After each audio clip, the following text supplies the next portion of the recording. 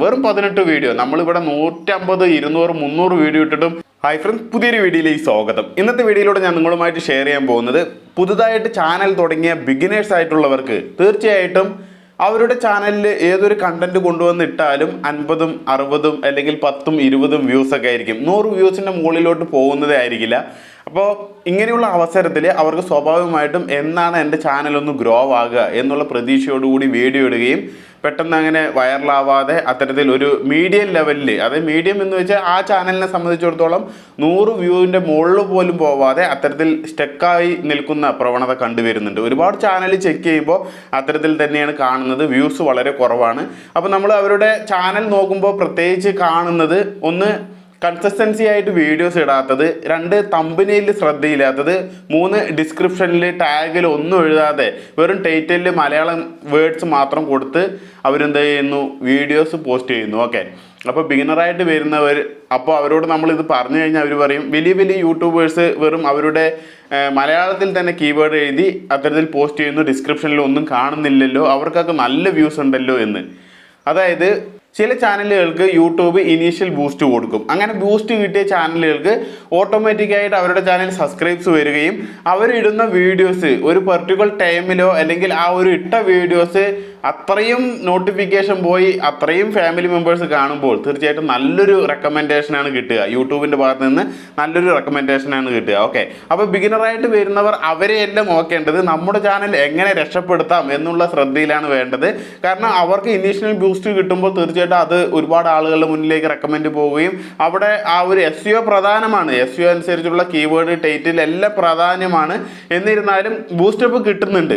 അപ്പോൾ ആ ഒരു ബൂസ്റ്റപ്പ് തുടക്കക്കാരായിട്ടുള്ളവർക്ക് കിട്ടാൻ തീർച്ചയായിട്ടും കീവേഡുകളൊക്കെ കൊടുക്കണം. നിങ്ങൾക്ക് എല്ലാവർക്കും അറിയാം, യൂട്യൂബ് ഒരു സെർച്ച് എഞ്ചിനാണ്. കൂടുതൽ പേരും യൂട്യൂബിൽ വരുന്നത് സെർച്ച് ചെയ്തിട്ടൊക്കെയാണ് ഓരോ കാര്യങ്ങൾ, കണ്ടന്റുകൾ തിരയാറുള്ളത്. ഓക്കെ, അപ്പോൾ അതുകൊണ്ടാണ് നമ്മൾ SEO അനുസരിച്ചുള്ള കീവേഡുകളൊക്കെ കൊടുക്കണം എന്ന് പറയുന്നത്. ഓക്കെ, അപ്പോൾ പുതുതായിട്ട് വരുന്നവർ തീർച്ചയായിട്ടും ഈ 50, 60 അല്ലെങ്കിൽ 10, 20 വ്യൂസോ ഉള്ളൂ എന്ന് പറഞ്ഞിട്ട് വിഷമിക്കുമ്പോൾ നിങ്ങൾ ശ്രദ്ധിക്കേണ്ട വേറൊരു കാര്യമാണ് നിങ്ങളുടെ കണ്ടന്റ്.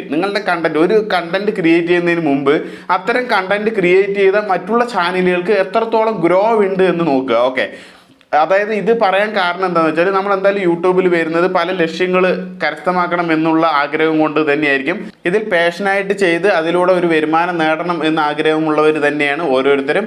അപ്പോൾ ഇത്തരത്തിൽ പാഷനായിട്ട് നമ്മൾ ഈ ചാനൽ ചെയ്യുമ്പോൾ അതിൽ നമ്മൾ നോക്കിക്കാണേണ്ട മെയിൻ ആയിട്ടുള്ള ഒരു കാര്യം എന്താണ്, നമ്മൾ കണ്ടന്റ് ക്രിയേറ്റ് ചെയ്യുന്നതിന് മുമ്പ്, നമ്മളൊരു പുതുതായിട്ട് ചാനൽ തുടങ്ങി അതിൽ കണ്ടന്റ് കൊടുക്കുന്നതിന് മുമ്പ് അത്തരം കണ്ടന്റ് ക്രിയേറ്റ് ചെയ്തിട്ടുള്ള വലിയ ചാനലുകളെ നോക്കുക. അത്തരം ക്രിയേറ്റ് ചെയ്ത വലിയ ചാനലിന് എത്തരത്തിലാണ് വ്യൂസ് കയറുന്നത്, അവർക്ക് നല്ല രീതിയിൽ വ്യൂസ് ഉണ്ടോ? കാരണം സബ്ബൊക്കെ കൂടുതൽ ഉണ്ടാവുമായിരിക്കും, പക്ഷേ വ്യൂസ് ആണ് ഇവിടെ മെയിനായിട്ട് പ്രാധാന്യമായിട്ട് നോക്കേണ്ടത്. കാരണം യൂട്യൂബ് ചാനൽ തുടങ്ങിക്കഴിഞ്ഞാൽ 1000 സബ്ബും 4000 അവേഴ്സ് എന്നുള്ള കടമ്പ തീർക്കാൻ വേണ്ടി നമുക്ക് ഈ ഒരു സബ്ബും അതുപോലെ തന്നെ വാച്ച് അവറും കണക്കാക്കാം. ഓക്കെ, കടമ്പ തീർന്നു കഴിഞ്ഞാൽ നമുക്ക് പിന്നെ സബ്ബ് വേണം. സബ്ബ് ഉണ്ടെങ്കിലാണ് നമ്മുടെ നോട്ടിഫിക്കേഷൻ പോവുകയും നമ്മുടെ ഫാമിലി ക്ലിക്ക് ചെയ്യുകയും വ്യൂസ് വരികയും ചെയ്യുള്ളൂ.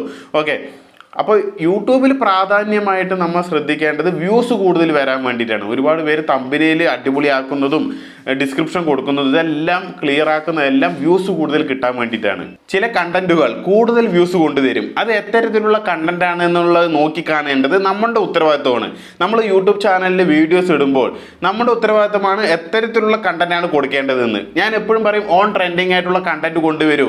പുതുതായിട്ട് ബിഗിനറായിട്ട് വരുന്നവർ അവരുടെ ചാനൽ പച്ച പിടിക്കണമെങ്കിൽ തീർച്ചയായിട്ടും ഓൺ കണ്ടന്റ് ആയിട്ടുള്ള, അതായത് ഇപ്പോൾ ട്രെൻഡിങ് ആയിട്ട് നടക്കുന്ന കണ്ടന്റ് അത് കൊണ്ടുവന്നു കഴിഞ്ഞാൽ തീർച്ചയായിട്ടും ഒരുപാട് പേര് സെർച്ച് ചെയ്യുന്നതും കാണാൻ ആഗ്രഹിക്കുന്നതുമായിട്ടുള്ള കണ്ടന്റ് ആയിരിക്കും. ഇപ്പോൾ പെട്രോളിൻ്റെ കാര്യം തന്നെ നോക്കിക്കോളൂ, വില കൂടുതലാണ്. ഇപ്പോൾ പെട്രോളിന് വില കൂടുതലാണ്. ഇതുമായി ബന്ധപ്പെട്ട് ഫ്രീ പെട്രോൾ കൊടുക്കുന്നു എന്ന് പറഞ്ഞിട്ട് ഒരു ബ്രദർ വീഡിയോ ഇട്ടപ്പോൾ അദ്ദേഹത്തിൻ്റെ ചാനൽ നോക്കിയപ്പോൾ സബ്ബൊക്കെ ഉണ്ട്, വ്യൂസൊക്കെ വളരെ കുറവാണ് മറ്റുള്ള വീഡിയോസിലേക്ക്. അപ്പോൾ ഈ ഒരു വീഡിയോയ്ക്ക് നോക്കിയപ്പോൾ ലക്ഷക്കണക്കിന് വ്യൂസാണ് വരുന്നത്. കാരണം 10 ബോട്ടിലേ വെച്ചിട്ടുള്ളൂ, 10 12 ബോട്ടിൽ വെച്ചിട്ടുണ്ട്.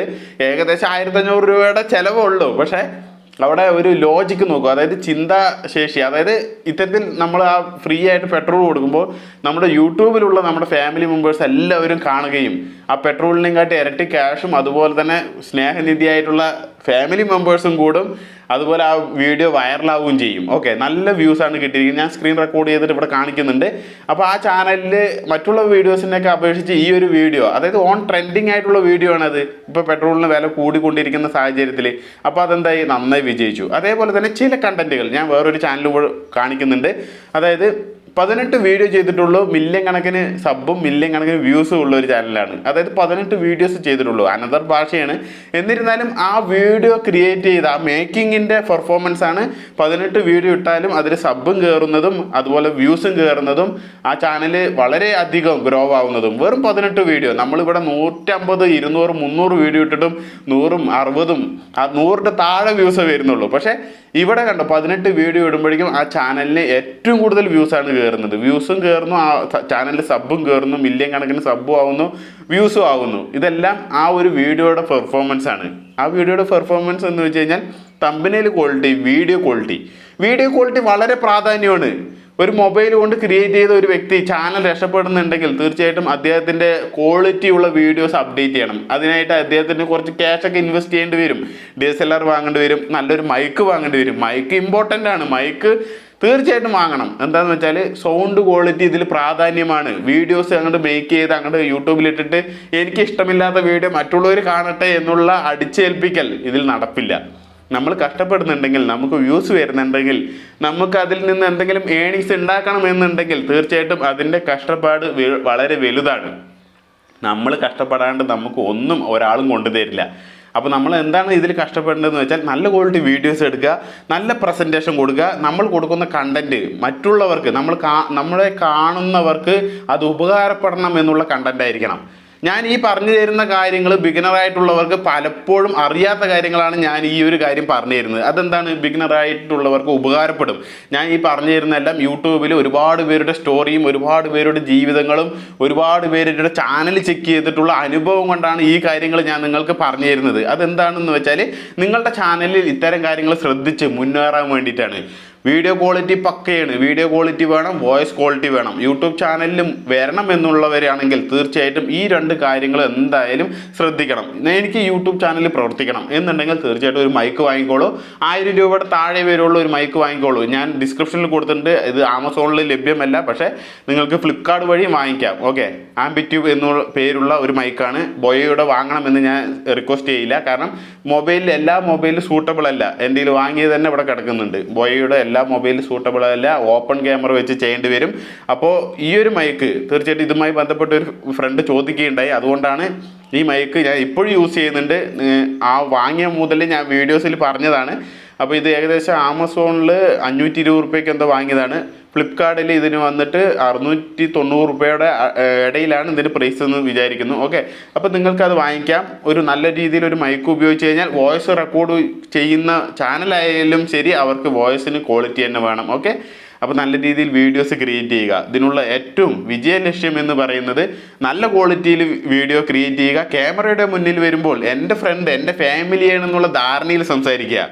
അപ്പോൾ എന്താണെന്നറിയോ, നമുക്ക് ഈ ക്യാമറയിൽ എന്നെ ആയിരക്കണക്കിന് പേര് നോക്കുന്നുണ്ടല്ലോ, അങ്ങനെ ഒരു ചിലപ്പോൾ ചിറ്റിയും കൊണ്ടുള്ള അടിച്ച ഒരു പ്രതീതിയായിരിക്കും വരിക ക്യാമറ നോക്കുമ്പോൾ. ചിലവർ, അധികം ബിഗിനേഴ്സിന് അങ്ങനെ തന്നെയാണ്. കാരണം ക്യാമറയിൽ നോക്കുമ്പോൾ ഉള്ള ആകാംക്ഷ ഏറ്റവും കൂടുതൽ വരുന്നത് ഇതിൻ്റെ പുറകിൽ നമ്മൾ വീഡിയോസ് അപ്ലോഡ് ചെയ്ത് കഴിഞ്ഞാൽ എന്നെ ആയിരക്കണക്കിന് പേര് കാണുന്നു, എന്നെ 1000 അങ്ങനെയുള്ള ഒരു ചിന്താഗതി വരുമ്പോൾ എന്താണെന്നറിയോ, നമ്മൾ പറയേണ്ട കാര്യം മറന്നു പോകും. നമ്മൾക്ക് കോൺഫിഡൻസ് ആയിട്ട് സംസാരിക്കാൻ സാധിക്കില്ല.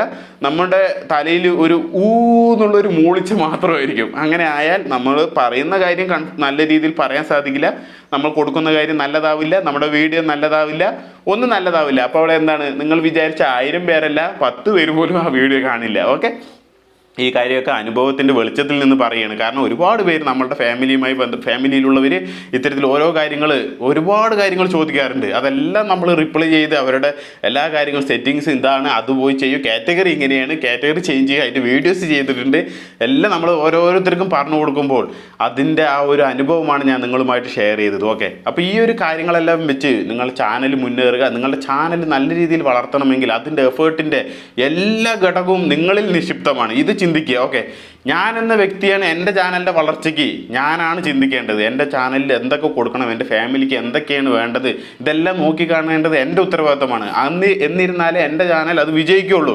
അപ്പോൾ അത് വിജയിക്കണമെങ്കിൽ എൻ്റെ ഫാമിലിയുടെ മനസ്സറിഞ്ഞ് എനിക്ക് വീഡിയോസ് ചെയ്യണം.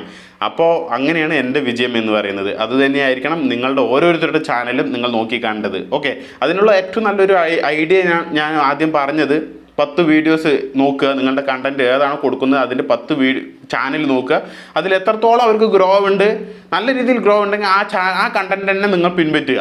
ഗ്രോ ഇല്ല, അതിലൊരു വ്യൂസും വരുന്നില്ല, അവർക്കൊക്കെ മില്യൺ കണക്കിന് സബ് ഉണ്ട്, പക്ഷേ ഇവിടെ ആകെ 100 വ്യൂസ് ഉള്ളൂ എന്നൊക്കെ അങ്ങനെയുള്ള ചാനലാണെങ്കിൽ, അങ്ങനെയുള്ള കണ്ടന്റ് ആണെങ്കിൽ അതിൽ നിന്ന് പിന്തിരിഞ്ഞ് നല്ല രീതിയിൽ വേറെ കണ്ടന്റ് ക്രിയേറ്റ് ചെയ്യാൻ നോക്കുക. അതല്ല നിങ്ങൾ എഡ്യൂക്കേഷൻ പർപ്പസ് ആയിട്ടുള്ള നല്ലൊരു കണ്ടന്റാണ് കൊടുക്കുന്നത് വെച്ചാൽ തീർച്ചയായിട്ടും നിങ്ങൾക്ക് ആ കണ്ടന്റ് തന്നെ ക്രിയേറ്റ് ചെയ്യാം. കാരണം എഡ്യൂക്കേഷൻ പർപ്പസ് വാല്യൂബിൾ ആയിട്ടുള്ള കണ്ടന്റാണ്, അത് പിന്നീടും വ്യൂസ് വരും, സെർച്ച് ചെയ്തിട്ടൊക്കെ ആളുകൾ വരുന്നുണ്ടെങ്കിൽ തീർച്ചയായിട്ടും അതും ഫോക്കസ് ചെയ്യാം. അതും നല്ല രീതിയിൽ തന്നെ ഇന്നല്ലെങ്കിൽ നാളെ അതെന്തായാലും ഉപകാരപ്പെടും എന്നുള്ള രീതിക്ക് കൊടുക്കാൻ കഴിയും. ഓക്കെ, കാരണം എന്താ വെച്ചാൽ നമുക്ക് എന്താണോ കൊടുക്കാൻ കഴിയുക അതേ കൊടുക്കാൻ പറ്റുള്ളൂ. അറിയാത്ത കാര്യങ്ങൾ കൊടുത്തു പോയാൽ, നമുക്ക് കമൻറ്റ് വന്നാൽ, അല്ലെങ്കിൽ നമ്മളോട് ഒരു ചോദ്യങ്ങൾ ചോദിച്ചു വന്നു കഴിഞ്ഞാൽ നമുക്ക് പറയാൻ പറ്റാണ്ടാവും. അങ്ങനെ പറയാൻ പറ്റാണ്ടാവുന്ന അത്തരത്തിലുള്ള കണ്ടന്റൊക്കെ ഇട്ട് കഴിഞ്ഞാൽ നമുക്ക് മുന്നോട്ട് പോകാൻ സാധിക്കില്ല. അതുകൊണ്ടാണ് കേട്ടോ. അപ്പോൾ കൊടുക്കാൻ പറ്റുന്നത്, നമ്മളെ കൊണ്ട് എന്താണോ സാധിക്കുക അത് തന്നെ കൊടുത്തുകൊണ്ട് മുന്നേറുക. തീർച്ചയായിട്ടും വിജയം നിങ്ങളുടേതായിരിക്കും. ഓക്കെ, അപ്പോൾ ഇന്നത്തെ വീഡിയോയിലൂടെ ഒരുപാട് കാര്യങ്ങൾ മനസ്സിലാക്കി എന്നുള്ള കരുതലോടുകൂടി വീണ്ടും ഇതുപോലെ നല്ല നല്ല വീഡിയോയുമായി വരുന്നവരെല്ലാവർക്കും ജയ് ഹിന്ദ്.